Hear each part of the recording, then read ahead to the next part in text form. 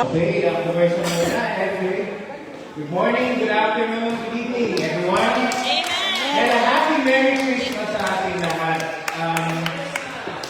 On behalf of First Service in Jerusalem, welcome po ang lahat ngayong gabi.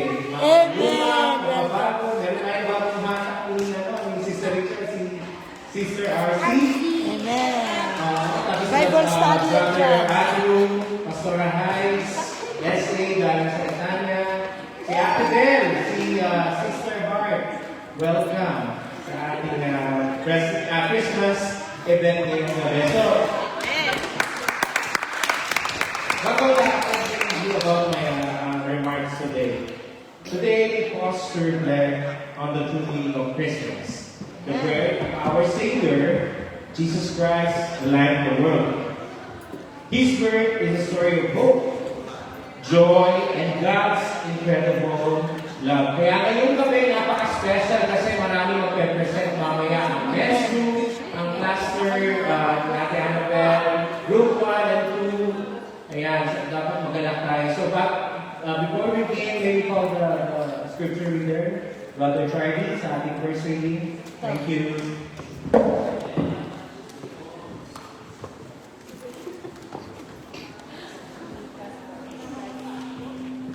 Mikas yun, pastor.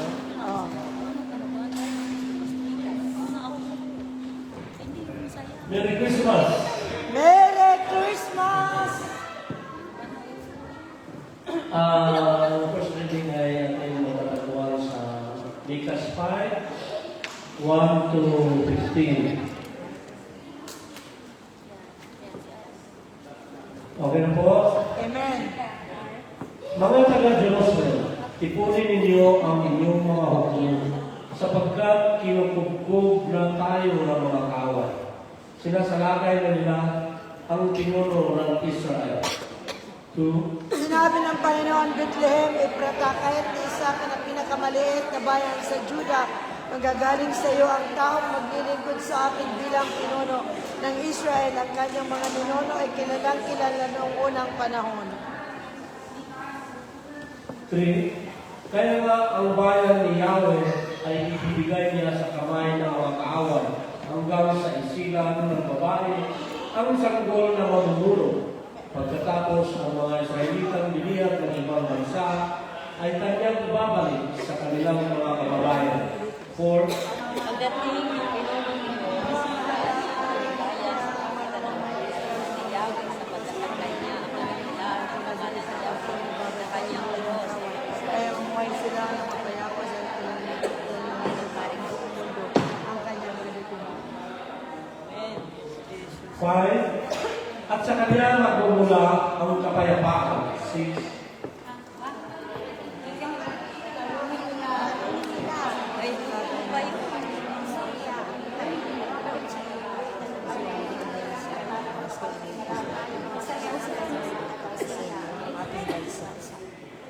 Seven, ang mga nakaligtas na Israelita ay maninirahan sa maraming mga bansa. Matutulad sila sa hamog na mula kay Yahweh at para silang ulan na binibinig sa damuhan. Sa Diyos sila aasa at hindi sa mga tao. 8. Amen. Pero dadala rin sila ng kapamakan ng bansa, maging tulad sila ng buwan, matapang sa lakay sa mga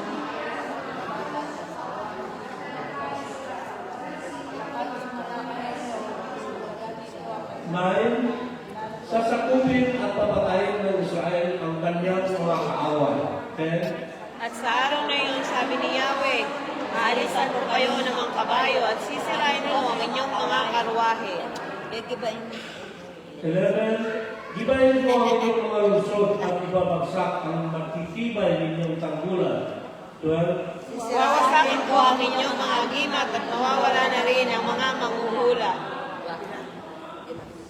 13. Wawasakin ko ang inyong mga Diyos-Diyusan at mga haliging itinuturing ninyong sagrado at hindi ka na kayo sasamba sa ginawa ng inyong mga kamay.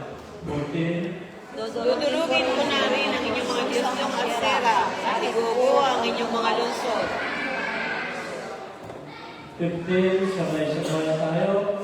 Ibabagsak ko sa inyo ang aming puot at isasagawa ang aming pagiganti sa mga bansang hindi sumunod sa amin. Ulihin ang salita ng Diyos. Amen. Yes, Jesus.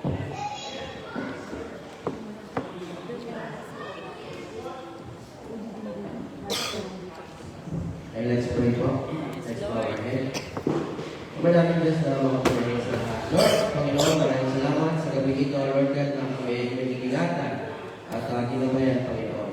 At kami ay nagpapasalamat, Lord, na kami, Lord God, ay nagtipon-tipon, Lord God, sa gabi ito, Panginoon. Maraming salamat, Lord, sa ginawa sa aming buhay, Lord God. Tonight, Lord God, is the day that the Lord has made, Panginoon. Maraming salamat, Panginoon, sa buong taon, buong araw, Lord God, na kami ginagawa. I want to draw. Lord, we pray that, Panginoon, sa gawain ito, Panginoon, na kami ay masaya, Lord God, na naglilingkod, Panginoon, sama-sama, Panginoon. Hindi lang sa araw na ito, Lord God, hindi sa araw-araw, Panginoon, ay pinagulong sa amin. Maraming salamat, Lord, sa biyaya, mga pagpapala, Panginoon, na pinagkalawin sa amin, sa araw-araw, Lord God. Maraming salamat, Lord, sa iyong guidance din, Panginoon, sa amin. Lord, we pray that, Panginoon, sa gawain ito, Panginoon, na ikaw ang muna, Lord God, sa lahat ng mga gagawin mo, Panginoon, maging sa aming preacher, Lord God, at sa mga special number, Panginoon, mga present, Lord God. Maraming salamat, Panginoon, na nawa ay patuloy kong gamitin, Panginoon, ang bawat isa, Lord God. Thank you po, Lord God, yung mga wala pa, Panginoon, ay hinatalaga namin, Lord, ay ikatulong sila, Panginoon, na makakamit ng maayos dito, Lord God, sa aming gawain, Panginoon. Thank you po, Lord God, sa aming online, Panginoon, na nawa, Lord, ay ikaw ang umipo sa kanila at kumopor, Panginoon, na maka-attend, Panginoon, sa gawain ito. And Lord, pinagkakaloon namin ang lahat ng ito, Panginoon, sa iyo, Lord God. At tinataas namin ang pangalan ng mga pinupunin na namin, Lord God, sa kalagitnaan ito, Lord God. At ikaw sa magdalangin namin, Lord, in Jesus' name, Amen. Amen. Amen.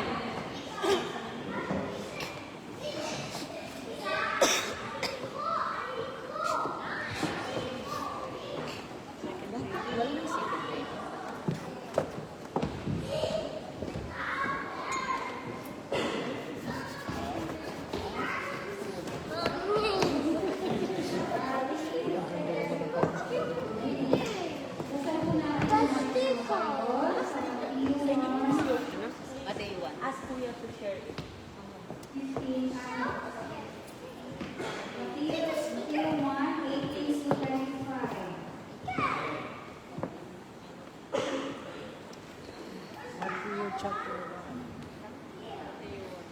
Ito ang naganap ng pinanganak si Jesucristo.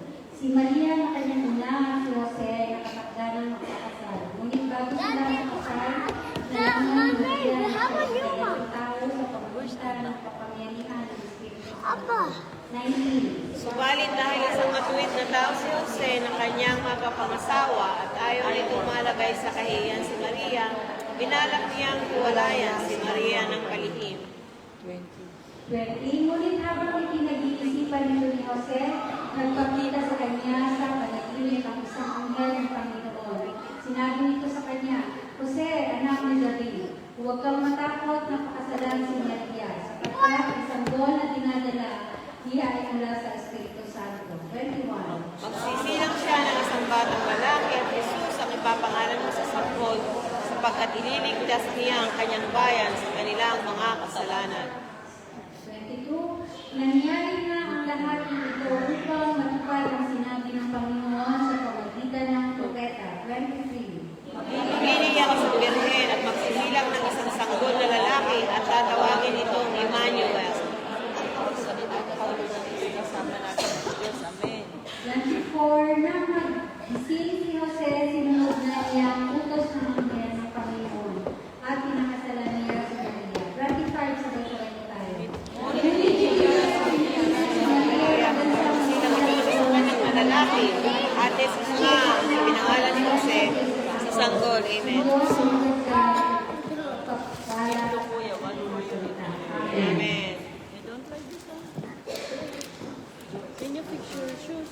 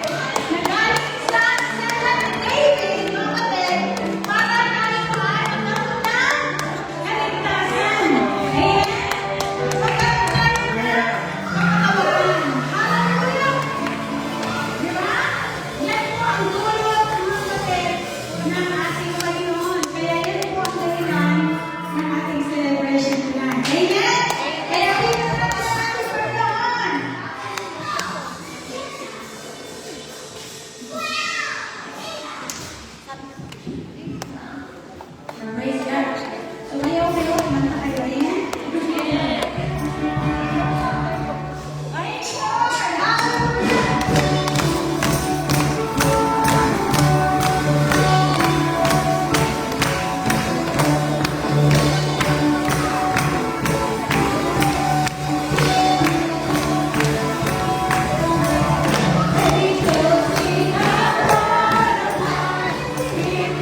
Singing for the praise and the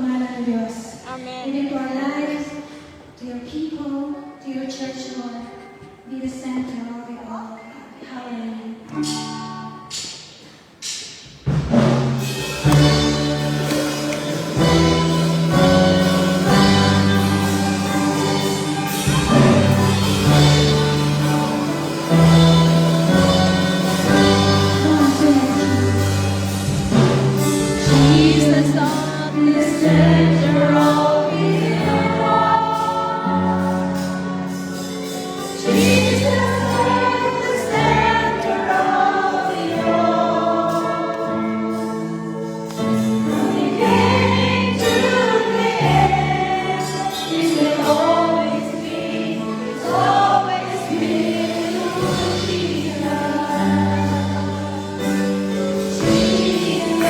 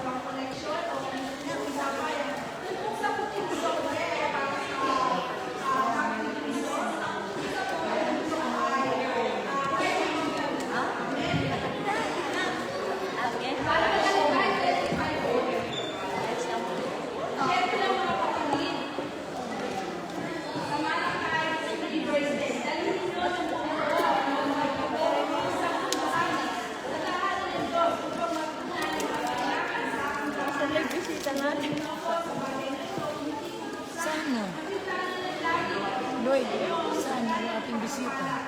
Doon pa daw sa kabila. Ano yung tinuwi niya?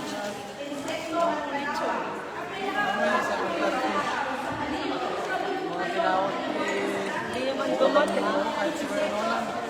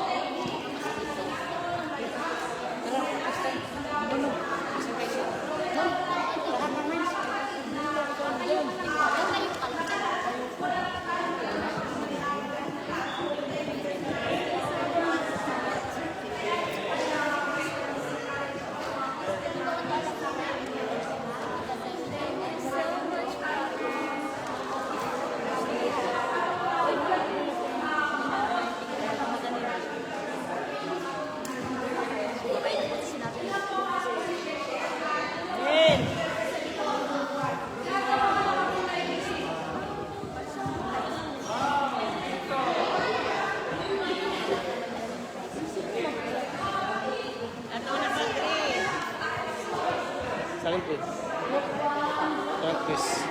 Mga nakaulay, hindi tao. Mga kapatid, lahat po ng nagsimula po po. I'm sure na po, thank you. Para marinig natin ang mensahe ng Panginoon. Amen. Amen.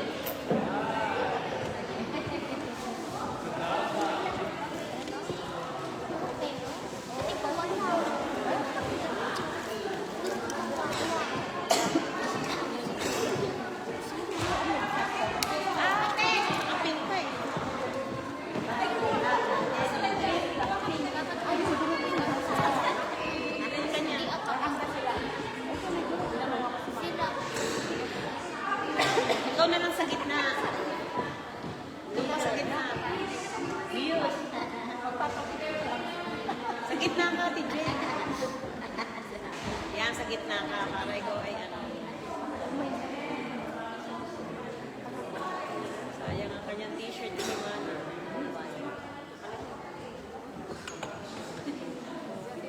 Papalit!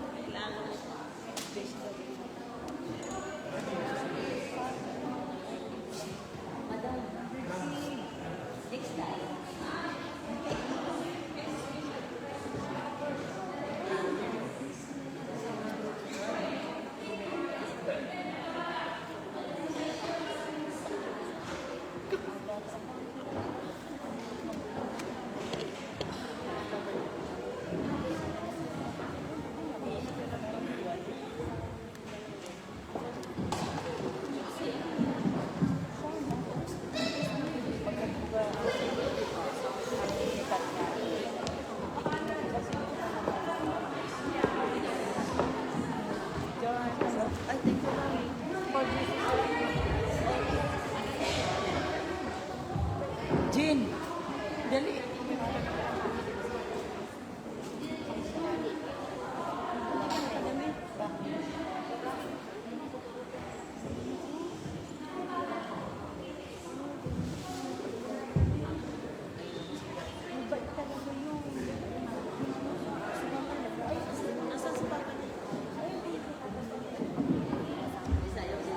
Bigyan mo sila ng microphone lahat. Ano? Ay, sayaw ka sa Habol, habol. Habol.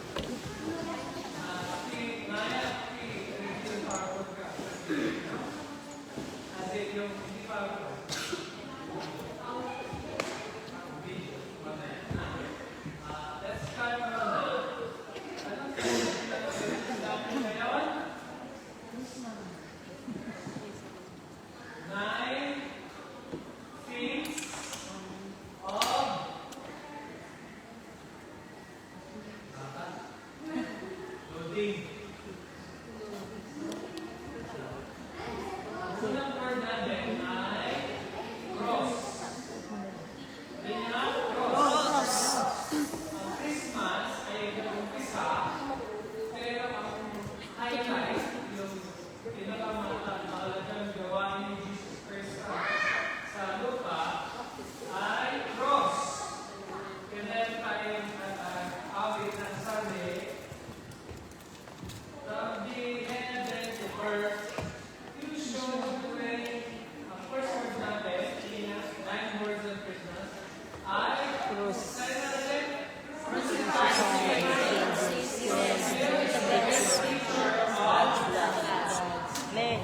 yung sa ang Christmas, ang pinakita niya una, yung cross, yung highlight ng pagdating ni Jesus yun. Pag hindi mo nakita ang cross sa Christmas, miss mo yung buong Christmas.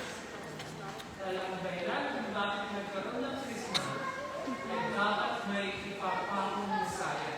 Kaya sign ng Christianity, ang pagkakalam itong ating church. Ang church natin kasi noon, itong church natin, ay congregation ng both Arab and Jews.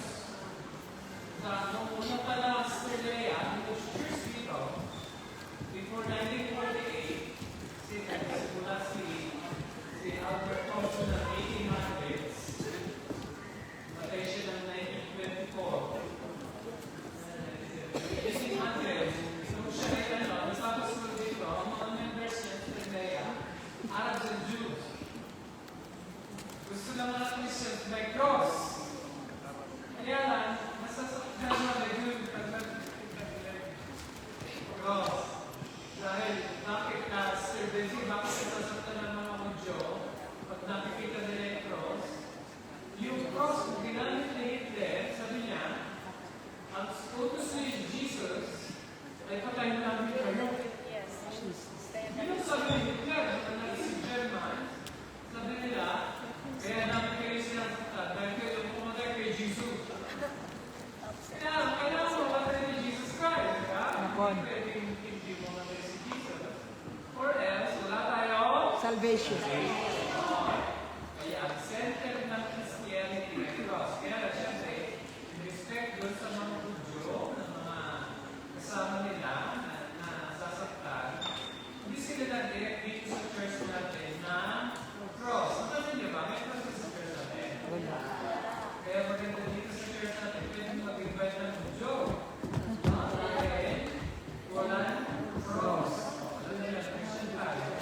Pero hindi tayo na i-place sa cross. Kahit cross yung ating center, hindi yung cross ang pinag-play natin. Kanina tayo i-play. Jesus tayo i-play. Susunod ay Highest strength to lowest.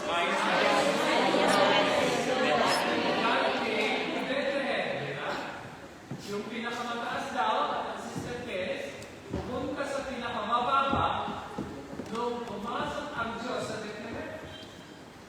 Dati ang Diyos, sirahan niya, manager ni ay Amen. Pero sa pagbibitan ni Jesus Christ, siya ay nagkatawang tao at pumasok siya, hindi sa Jerusalem siya pumasok. Hindi siya sa Nazareth pumasok. Pumasok siya sa Bethlehem. Amen. Ang gabi, ayaw kong suntahan.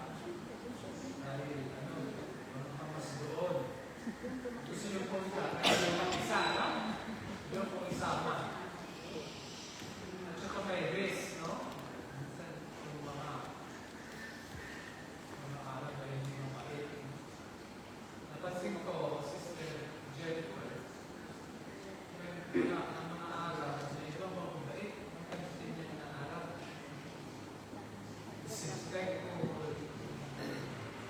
ang mga pinag-aaral, hindi fine, na nakakalukot, dahil hindi naman lahat ng araw ay masama. Diba?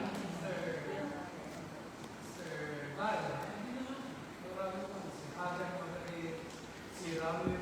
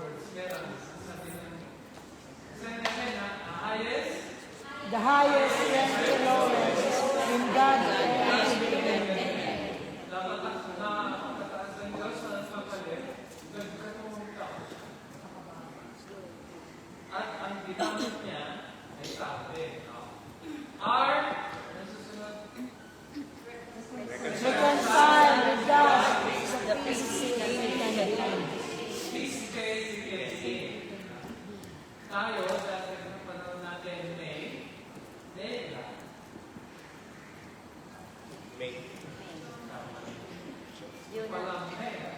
Jonah. Nagkatagal mo hindi nakikita. Isa ka na. Busy kasi, no? Ito, reconciled with God is the peace state you can live. Nung nagkasala si Adan at si Eva, ay nagkaroon ng war ang Diyos at tao. Kailangan silang pagkasundo rin.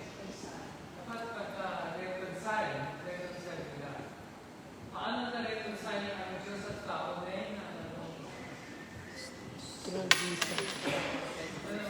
Jesus Christ sa cross para paglapitin yung tao sa Diyos. Amen. Kaya, reconcile with God is peace state where we can be in. So now, I. Bakit ka na I? Ano mo na word? Ano mo na word? Cross. Crucified. Ano mo na word? Highest. Ano ang I? Reconciliation. Tapos, I.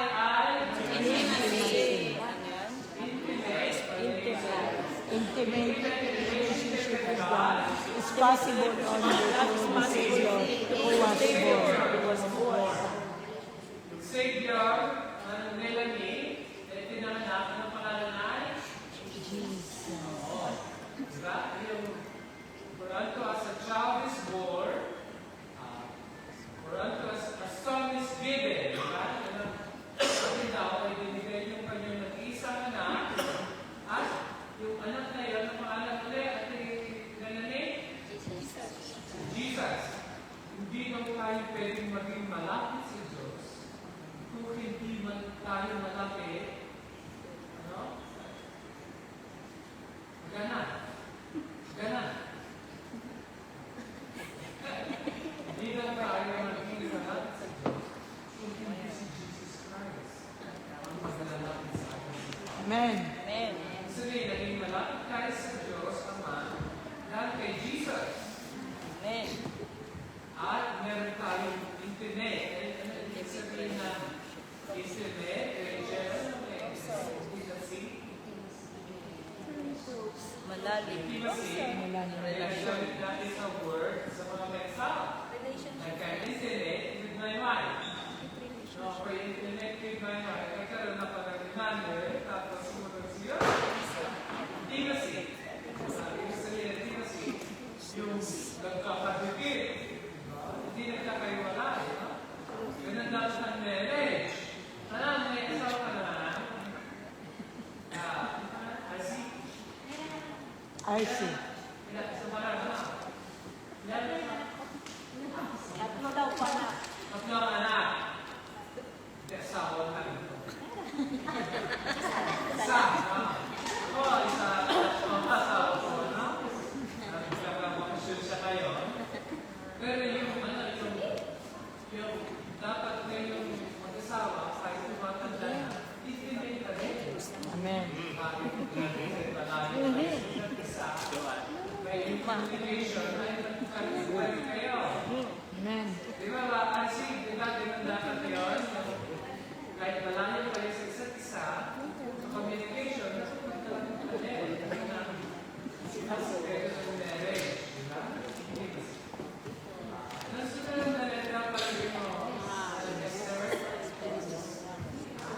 Is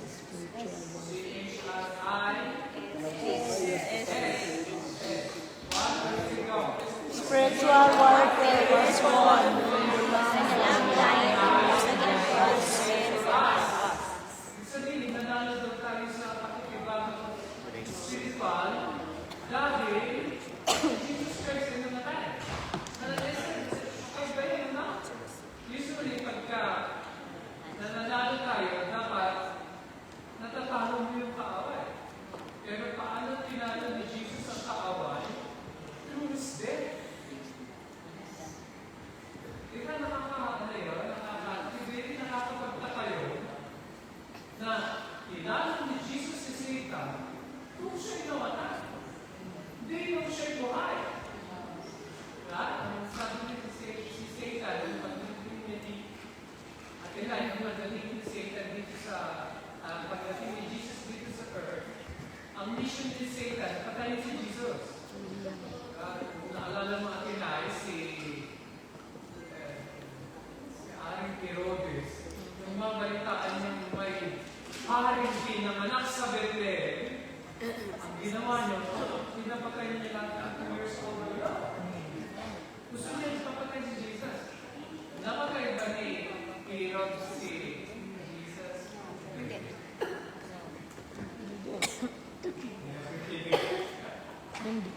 Pwede, napatay ba ni Herodes si Jesus? No. Ha? Di ba? Gusto niya pinapatay na lahat ng bata sa Bethlehem 2 years ago? Yeah. Napatay niya ba si Jesus? No. Hindi. Hindi. Sabi ko sa inyo, bakit hindi yun natuloy mamaya? Sir Carol, yung nanalo daw si Jesus Christ sa cross. No? Sabihin, yung kanyang kamatayan, yun yung ating victory. Amen. Kaya kung ano natin si Jesus,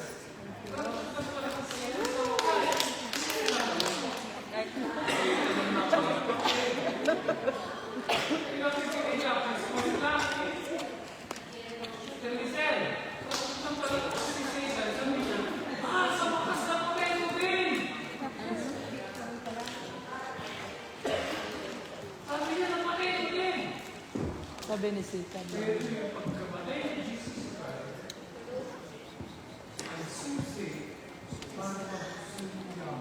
Amen. para yung mga makasalanan, kakatapos natin Amen. Yan ang totoo. Hallelujah.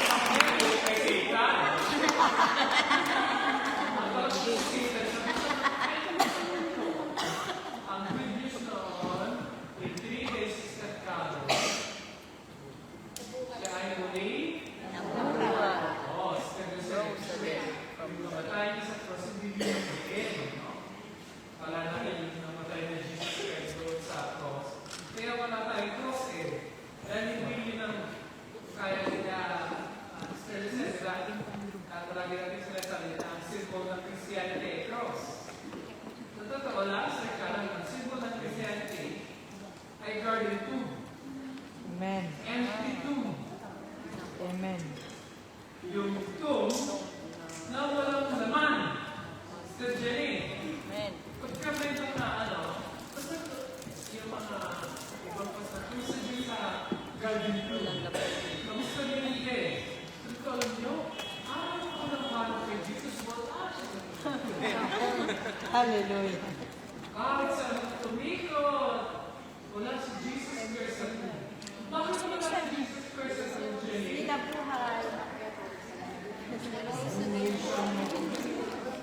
na siya nakatira doon. But in 3 days, he rose from the dead. Kaya sunod na lenta, manang Linda, ay sunod na lenta.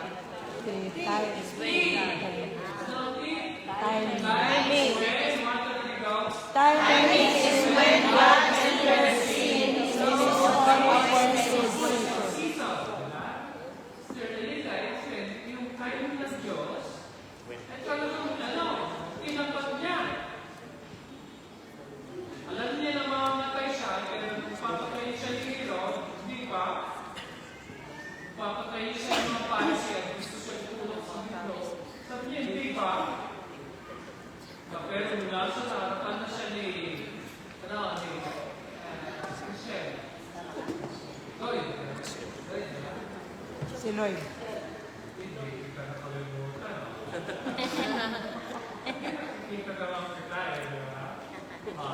Si Lloyd. Pagka yung nung makita niya nung makita niya si Herodes, sabi ni Herodes, bakit hindi ka nasa boss? Di ba ba, alam na nagkapangyarihan akong palayain ka o papatay ka?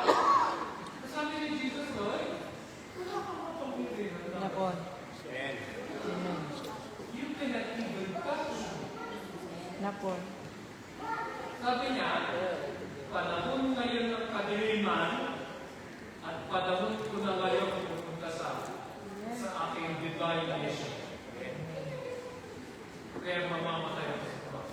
Pero ikaw, hindi mo ako pwedeng mamatay. Kaya ang ginamit ni Jesus Christ sa word Joan, sabi niya, nobody can kill me. I need to lay down my life. Yes. Amen. Ang sabihin, nung mamatay. Ay. Iipo na palang ganito eh. Ngayon, yung sabihin, namatay si Jesus Christ, pinlalo niya mamamatay siya. Dahil pag hindi niya pinlalo, hindi patayin ng tayo, siya namamatay. Hindi siya mamamatay. Kahit anong gawin ni Satan sa kanya, dahil makatidelya, hindi mo siya mamamatay. Kung saan na naiyak ko sa lalaki ni Lord. Pagka nararamdaman ko yung mga physical ailments, nararamdaman ko ng bumababa yung aking resistensya, yung immunity, bumababa. So Lord, parating na ako sa grave, nararamdaman ko ng papalating na ako ng papalating sa langit. Ayaw mo sino ganyan na. I have faith. Amen. Kaya nagmakakalimutan ko na yung mga kapatid ko patay na. Kaya may mga kapatid ko, same time, nag-diagnose sila ng large part ng 2016. Dahil sa ngayon, sa dami na sila. Sabi ko, teka lang, bakit ako nag-start tweeting? Buhay pa ako. Amen.